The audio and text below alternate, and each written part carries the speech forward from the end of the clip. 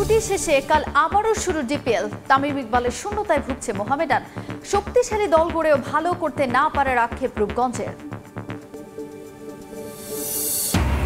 হামজাকে support দিতে জুনে সিঙ্গাপুরের বিপক্ষে বিদেশি স্ট্রাইকারের খোঁজে বাফুফে। ট্রায়াল থেকে পাওয়ার প্রত্যাশা, ফাহমিদুলকে ফেরানোর ইঙ্গিত।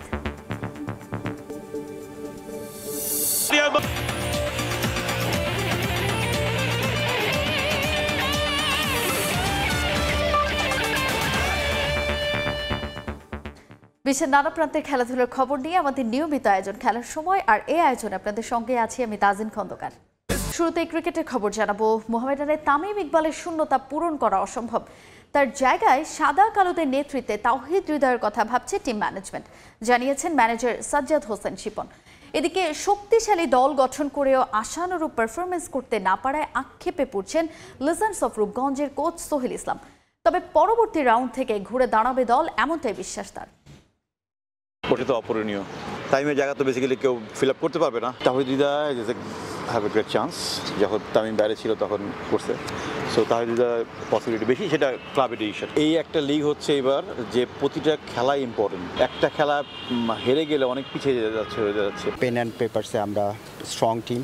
তো এখনও পর্যন্ত আমার কাছে মনে হয় যে আমাদের ছেলেদের যে ম্যারিট, যে কোয়ালিটি, এখনও পর্যন্ত আমরা সেই ধরনের পারফরমেন্স এখনও আমরা শো করতে পারি না।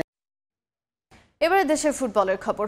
ভারত ম্যাচে ফিনিশারের অভাবে ভুগেছে বাংলাদেশ। তাই জুনের আগে বিদেশি ফুটবলারদের ট্রায়াল সম্পন্ন করে সেই অভাব পূরণ করা হবে বলে জানান বাফুফের সদস্য ইকবাল হোসেন।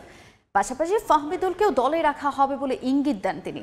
এশিয়ান কাপের চূড়ান্ত পর্বে খেলার যে সুযোগ এখনো আছে বাংলাদেশের, তা কাজে লাগাতে সর্বোচ্চ চেষ্টা করা হবে বলেও জানান ইকবাল। লাস্ট ম্যাচে আমরা এতগুলো সুযোগ পেয়েছি, it's a part of game, যে খেলায় মিস হতেই পারে, এটা কোনো অসম্ভব কিছু না। তবে ভালো একটা ফিনিশার থাকলে আমরা কিন্তু ওই দিন ওপেন 2-3টা গোলে যে মিসগুলো হয়েছে এই মিসগুলো ফিনিশিং করতে পারতো।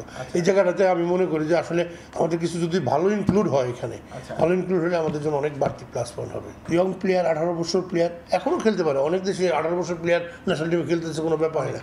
তারপরে যেহেতু সে স্বল্প সময় পেয়েছে, সৌদিতে অল্প কয়েকদিন পেয়েছে, এটা কোচের প্ল্যানিং অবশ্যই আছে।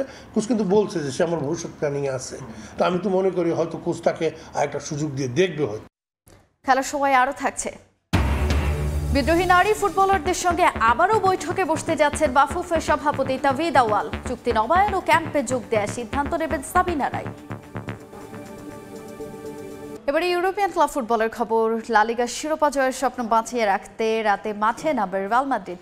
ঘরের মাঠে তাদের প্রতিপক্ষ ভ্যালেন্সিয়া। ম্যাচ শুরু বাংলাদেশ সময় রাত 8টায়।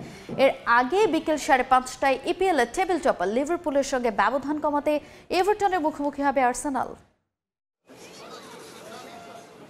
কখনো রিয়াল মাদ্রিদ, কখনো বার্সেলোনা, মাঝখানে লা লিগা টেবিলের শীর্ষ স্থান দখল করেছিল অ্যাটলেটিকো মাদ্রিদ। তবে সিমোয়েনের দল পিছিয়ে গেছে অনেকটা। শিরোপার লড়াইটা চলছে দুই জায়ান্ট বার্সা রিয়ালের মধ্যেই। সবার উপরে এখন কাতালানরা। শীর্ষে ওঠার স্বপ্ন বাঁচিয়ে রাখার লড়াই লস ব্লাঙ্কোসের।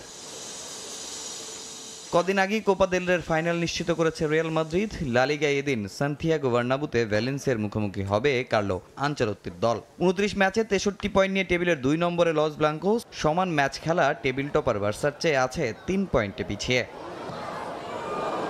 রিয়ালের সামনে এই ম্যাচের প্রতিপক্ষ তুলনামূলক সহজ।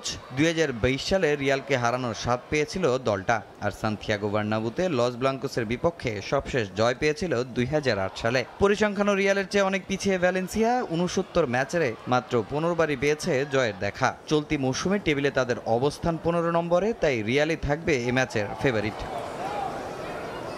তবে শুধু 3 পয়েন্ট পেলেই শীর্ষে ওঠা হবে না রিয়ালের। বড় ব্যবধানে জিতে কমাতে হবে গোল ব্যবধান। এদিন রাতেই আবার রিয়াল বেতিসের বিপক্ষে 30তম ম্যাচ খেলতে মাঠে নামবে বার্সেলোনা। এ ম্যাচেও থাকছেন না থিবো কর্তোয়া, তাই কিছুটা পেশির ইনজুরিতে ভুগলেও রিয়ালের গোলপোস্টে দেখা যাবে আন্দ্রে লুরিনকে।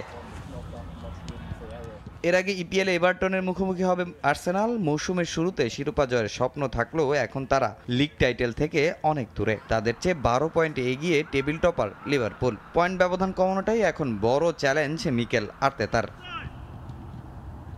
তামিম হোসেন, সময় সংবাদ। পয়েন্ট টেবিলের শীর্ষস্থান অক্ষুণ্ণ রাখতে রাতে রিয়াল বেতিসের বিপক্ষে মাঠে নামবে বার্সেলোনা।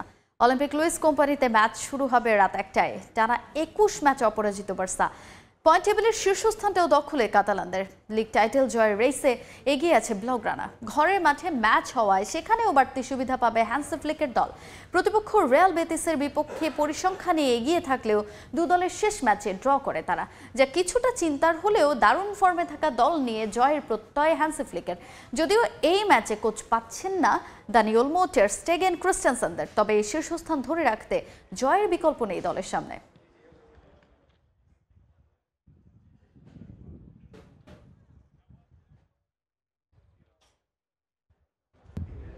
খেলার সময়ে জাতীয় নারী দলের বিদ্রোহী ফুটবলারদের সঙ্গে আবারও বৈঠকে বসতে যাচ্ছেন বাফুফের সভাপতি তাওহিদ আউয়াল।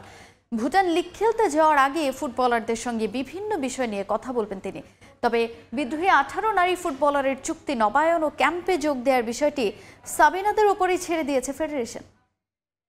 ওরা তো বাংলাদেশের প্লেয়ার হিসেবে যাচ্ছে ওখানে, সো উনি ওনার টিপিক্যাল যে গাইডেন্স বলেন একজন গার্জিয়ান হিসাবে সেগুলি তিনি বলবেন। It's a very informal meeting এবং তাদের সাথে আমরা জাস্ট আলাপ আলোচনা করবো, তাদের এক্সপিরিয়েন্সটা নিয়ে আলাপ করবো, তারা কী করা উচিত কী করা উচিত না, এবং অফকোর্স তাদের খেলার রিপোর্ট আমরা সবসময় নিব, যাতে ভবিষ্যতে যদি আমাদের প্রয়োজন হয় ইনশাআল্লাহ ইন দ্যাট কেস তারা যেন আসতে পারে। সে আসার ফর্মালিটিস কী হবে আমাদের তরফ থেকে আমাদের স্পষ্ট মেসেজ যে তারাকে আমরা ডেকেছি, তারা যারা আসলে যখনই আসবেন তারা যারা চুক্তির বাইরে আছেন তাদের সাথে আমরা চুক্তিটা করে ফেলবো এবং প্র্যাকটিস তারা শুরু করবেন ইনশাআল্লাহ। সো এটা তো আসলে তাদের সিদ্ধান্ত। এ পর্যায়ে খেলার সময়ের শীর্ষ সংবাদগুলো জানিয়ে দিচ্ছি আরেকবার। ঈদের ছুটি শেষে কাল আবারও শুরু ডিপিএল। তামিম ইকবালের শূন্যতায় ভুগছে মোহামেডান। শক্তিশালী দল গড়েও ভালো করতে না পারার আক্ষেপ রূপগঞ্জের।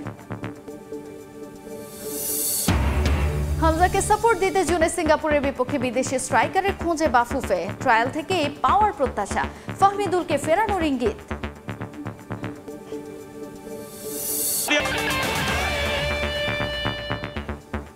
এই ছিল খেলার সময়।